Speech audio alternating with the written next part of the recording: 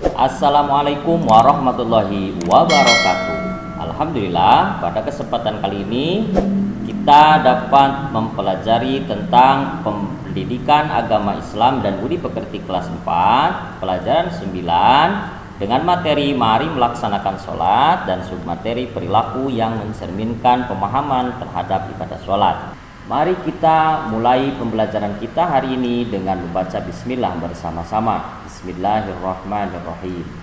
Anak-anak sekalian, adapun tujuan pembelajaran kita hari ini adalah setelah kalian menonton video ini, kalian dapat menjelaskan perilaku yang mencerminkan pemahaman terhadap ibadah sholat, dapat meneladani perilaku yang mencerminkan pemahaman terhadap ibadah sholat dalam kehidupan sehari-hari.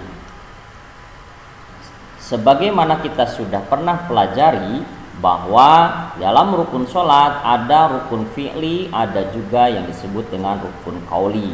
Nah, rukun fi'li dan rukun qauli ini memiliki makna-makna tertentu yang kemudian kita bisa ikuti hikmahnya dalam kehidupan kita sehari-hari. Dengan memahami bacaan dan gerakan sholat, tentu saja kita akan melakukan sholat kita dengan khusyuk. Hati dan pikiran kita bisa lebih berkonsentrasi sehingga ibadah sholat akan membekas dan berpengaruh terhadap tingkah laku kita. Lantas apa sajakah perilaku yang mencerminkan pemahaman terhadap ibadah sholat? Mari kita cermati. Dalam ibadah sholat paling tidak ada dua hal yang akan kita pelajari, yakni perilaku yang mencerminkan pemahaman kita terhadap sholat. Yang pertama adalah kebajikan terhadap sesama dan menghindari perilaku tercela. Kebajikan terhadap sesama diantaranya adalah melatih kekompakan. Sholat fardu atau sholat wajib lebih baik dikerjakan secara berjamaah karena lebih utama dan pahalanya lebih banyak. Pada sholat berjamaah akan terlihat kompak. Seorang imam sebelum memulai sholat selalu memperhatikan kesiapan makmumnya. Saf-saf harus disusun secara rapi, lurus, dan rapat di antara para makmum. Selanjutnya imam memulai sholat dan diikuti oleh makmumnya sehingga selesai. Gerakan sholat imam dan makmum selalu kompak. Jadi sholat berjamaah melatih kita untuk kompak. Selanjutnya, kekompakan sholat tersebut dapat dijadikan teladan. Misalnya kekompakan dalam kerja bakti, membersihkan sekolah, atau misalnya hal-hal yang lain. Ketika waktu bekerja bakti tiba, maka tak seorang pun yang duduk-duduk santai, mengobrol dan berdiam diri. Tidak boleh ada sebagian anak bekerja bakti, tetapi sebagian lainnya malas-malasan. Semua harus saling bahu-membahu agar tugas kerja bakti selesai dengan baik. Selanjutnya yang kedua adalah mematuhi perintah ketua kelompok. Dalam sholat berjamaah, imam selalu diikuti oleh makmumnya. Takbir, ruku, sujud, tasyahud, dan gerakan imam lainnya selalu dipatuhi makmumnya. Sepanjang sholat imam benar, maka harus diikuti makmumnya. Makmum tidak boleh mendahului gerakan imamnya. Jadi nggak boleh mendahului gerakan imam ya. Harus selalu kompak dengan imam dulu baru makmum. Nggak bisa kalau makmum dulu kemudian imam. Artinya mendahului imam, maka nanti sholatnya tidak sah. Pelaksanaan sholat berjamaah dapat dijadikan teladan. Imam sholat sama dengan ketua kelompok. Perilaku ketua kelompok harus benar dan baik agar dapat diikuti oleh anggotanya. Anggota kelompok harus patuh kepada ketuanya. Ya, tadi dengan catatan bahwa ketua kelompoknya harus benar, gitu ya. Kemudian tidak marah bila dinasehati. Nah, jadi perilaku yang mencerminkan pemahaman ibadah sholat selanjutnya adalah tidak marah bila dinasehati. Nah, pada gambar ini ada yang mengingatkan subhanallah. Jadi maksudnya adalah imam sholat harus mau diberitahu kesalahannya. Makmum sholat juga harus mau dan berani memberitahu kesalahan imamnya. Ketika gerakan imam salah, makmum berucap subhanallah. Ketika bacaan imam salah atau lupa, makmum harus membetulkannya. Semua tindakan imam dan makmum tersebut hanya untuk kebenaran dan diikhlaskan karena Allah semata. Jadi kalau imam salah, ya jangan ketika diingatkan sama makmum, ya jangan marah-marah, sholatnya malah jadi batal, nggak karuan. Jadi harus menyadari ketika salah, maka menerima masukan dari orang lain. Begitu pula ketika bekerja atau bermain bersama, kita tidak boleh gampang marah. Kita harus saling menasehati. Semua itu dilakukan untuk kebenaran dan karena Allah semata. Perilaku yang mencerminkan pemahaman ibadah sholat selanjutnya adalah suka mengirimkan salam dan mendoakan teman. Setiap sholat selalu diakhiri dengan salam, ya kan? Salam adalah ucapan untuk keselamatan, kerahmatan, dan keberkahan bagi orang lain. Dengan demikian, sholat mengajarkan kepada kita untuk saling memberikan salam sesama teman. Apalagi salam juga bisa bermanfaat untuk mendoakan teman.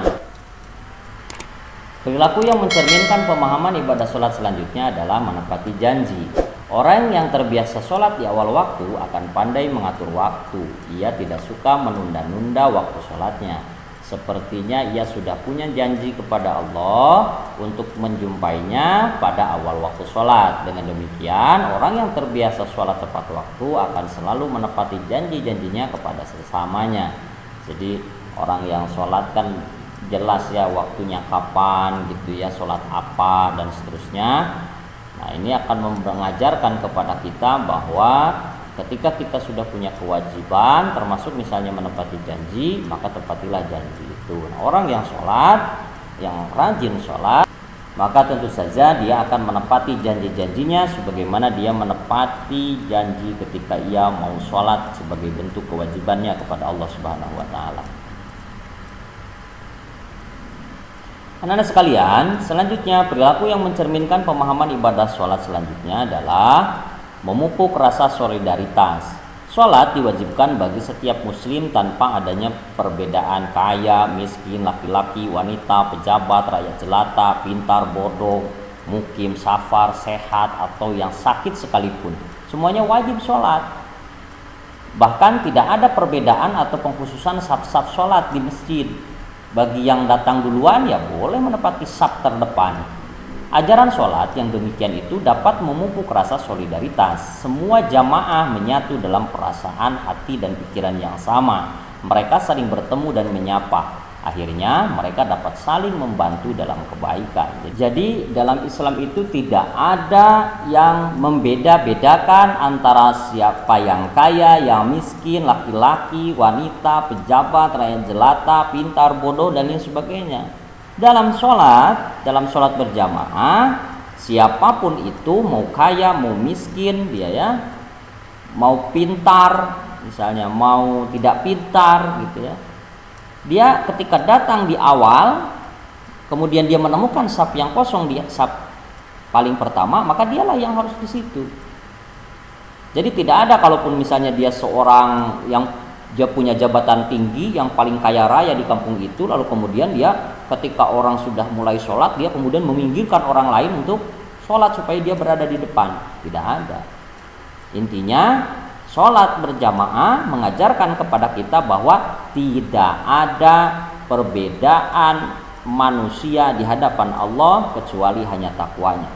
Jadi Allah tidak melihat dia kaya, dia miskin, dia laki-laki, dia perempuan, dia pejabat, rakyat jelata. Yang penting dia taat kepada Allah, maka itulah yang dilihat oleh Allah Subhanahu wa Ta'ala.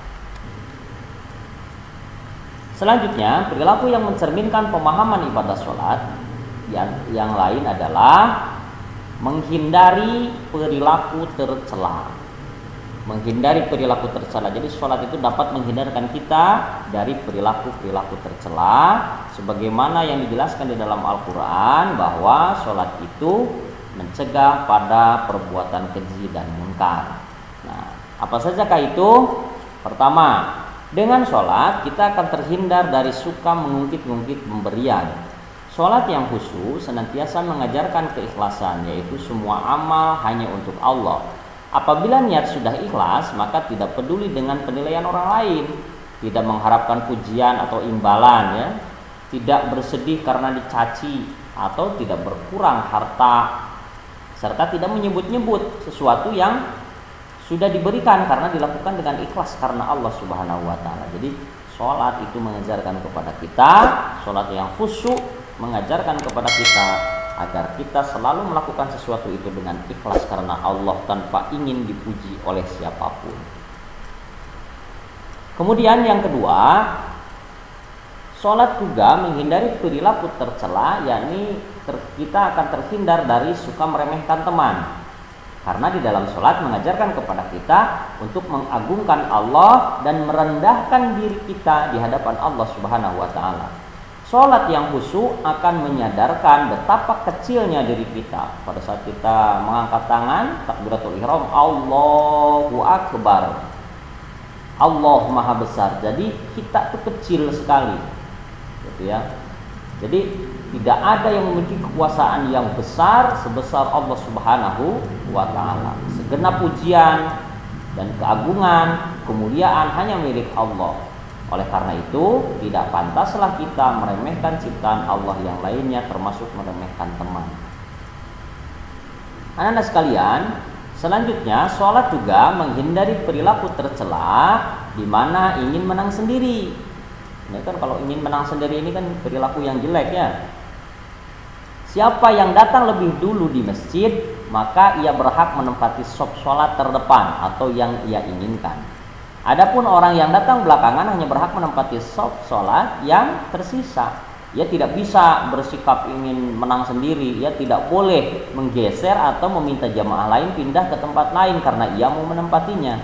Nah, sikap ingin menang sendiri ini seharusnya kita hindari. Kan dalam sholat kan tidak, ya, menggeser-geser orang lain karena dia ingin di paling depan, tidak boleh begitu dalam aturan sholat. Siapa yang paling depan, yang datang duluan, dia paling depan. Datang belakangan, saf belakang, begitu. Nah, kemudian selanjutnya perilaku yang mencerminkan pemahaman ibadah sholat dengan menghindari perilaku tercela adalah kita akan terhindar dari suka mencuri atau bahasa kerennya sekarang korupsi. Nah, tatkala membaca doa iftitah di dalam sholat, kita sebenarnya telah berikrar bahwa sholatku, ibadahku, hidupku dan matiku hanya untuk Allah Subhanahu wa taala. Inna sholati wa nusuki wa mahyaya wa mamati lillahi rabbil alamin, kan begitu dalam doa iftitah. Nah, selain itu, sholat sebenarnya akan mencegah kita dari niat berbuat jahat, termasuk mencuri atau mengambil sesuatu milik orang lain tanpa izin. Selanjutnya, perilaku yang mencerminkan pemahaman ibadah sholat, menghindari perilaku tercela, yakni terhindar dari suka meminta-minta. Selama sholat, kita sebenarnya telah banyak meminta kepada Allah, baik meminta ampunan, petunjuk, pertolongan, belas kasihan, derajat, rezeki, kesehatan, kesejahteraan, rahmat, dan keberkahannya. Maka tidak patut kita meminta-minta kepada selain Allah. Sikap suka meminta-minta itu tidak terpuji, apalagi sampai mengemis-ngemis. Itu yang apalagi dalam hadis Nabi dikatakan bahwa barang siapa yang suka minta-minta, maka nanti kelak di di yaumil akhir, maka dia akan datang dengan muka tanpa daging, bukan begitu. Oleh karenanya kita berusaha sebaik-baiknya supaya kita tidak meminta-minta, namun kita dapat menjadi seorang pemberi, begitu ya. Karena orang yang memberi lebih baik dibandingkan dengan orang yang meminta-minta, sebagaimana hadis Nabi mengatakan bahwa tangan di atas lebih baik daripada tangan yang di bawah, gitu ya. Nah, selanjutnya perilaku yang mencerminkan pemahaman ibadah sholat dalam menghindari perilaku tercela adalah dengan sholat kita akan terhindar dari suka berbohong. Orang bisa berbohong kepada orang lain ya, tapi sebenarnya ia tidak bisa berbohong kepada dirinya sendiri, dan begitu juga kepada Allah. Seorang yang beriman tentu menyadari hal itu dan tidak akan berbohong tatkala ia ingat kepada Allah. Maka setiap sholat kita selalu diingatkan tentang hal itu. Ketika akan berbohong, orang yang sholatnya benar akan teringat terhadap pengawasan Allah dan akan mengurungkannya untuk untuk berbohong. Orang yang sholat khusyuk akan selalu fokus bahwasanya sholatnya hanya niat karena Allah Subhanahu wa taala. maka tentu saja sholatnya juga akan dicatat. Nah, karena itulah kemudian seorang yang sholat akan selalu ingat kepada Allah, maka apapun yang ia lakukan akan dicatat oleh Allah Subhanahu wa ta'ala, akan diketahui oleh Allah Subhanahu wa ta'ala. Tidak akan terlepas pengawasannya apapun yang kita lakukan dari pengawasan Allah Subhanahu wa ta'ala. Anak-anak sekalian, perilaku selanjutnya adalah kita akan terhindar dari suka mengganggu teman. Kita tidak boleh mengganggu teman yang sedang sholat, apalagi sampai membatalkan sholat. Kita harus saling menjaga kondisi agar sholat dapat dijalankan secara khusyuk. Apabila kita sudah terbiasa menjaga kondisi yang baik atau tidak suka mengganggu sholat teman, maka kita terbiasa untuk tidak saling mengganggu. Anak-anak sekalian, simpulan kita pada pembelajaran kali ini adalah salah satu cara agar sholat dilaksanakan secara khusyuk adalah dengan cara memahami apa yang dibaca. Kemudian sholat memiliki banyak hikmah atau pelajaran jika kita mampu memahami dengan baik bacaan maupun semua gerakannya. Semuanya memiliki makna yang dapat dijadikan teladan dalam kehidupan sehari-hari. Di antara keteladanan atau perilaku yang dapat mencerminkan seseorang itu memahami sholat adalah kekompakan, disiplin, taat pemimpin yang benar, saling mengingatkan, tidak benci saat diingatkan akan kesalahan, berperilaku jujur, saling menghargai, tidak membeda-bedakan teman, tidak egois atau tidak ingin menang sendiri, saling mendoakan dan lain-lain. Oleh karena itu, sholat dapat mencegah perbuatan keji dan munkar bagi mereka yang sholatnya khusyuk dan dapat mengambil pelajaran dari sholat tersebut. Anak-anak sekalian, adapun tugas pada pembelajaran kita kali ini adalah: pertama, apakah kalian sudah terbiasa sholat 5 waktu? Jika iya, apa yang kalian rasakan ketika terpenuhi sholat 5 waktu dalam sehari semalam? Jika tidak, sholat apa saja yang kalian laksanakan dan tuliskan alasannya. Tuliskan nanti alasan kenapa kalian hanya melaksanakan sholat tersebut, dan juga tuliskan alasannya kenapa kalian tidak melaksanakan sholat yang kalian tidak lakukan. Kemudian yang kedua, tuliskan hikmah atau perilaku yang mencerminkan seseorang itu paham terhadap ibadah sholat. Nah, silakan nanti tulis dan catat atau catat pada buku catatan kalian. Demikian pembelajaran kita pada kesempatan kali ini. Mari kita akhiri dengan membaca hamdalah bersama-sama. Alhamdulillahirabbil alamin. Sampai jumpa pada pertemuan berikutnya. Tetap jaga kesehatan dan tetap semangat dalam belajar. Assalamualaikum warahmatullahi wabarakatuh.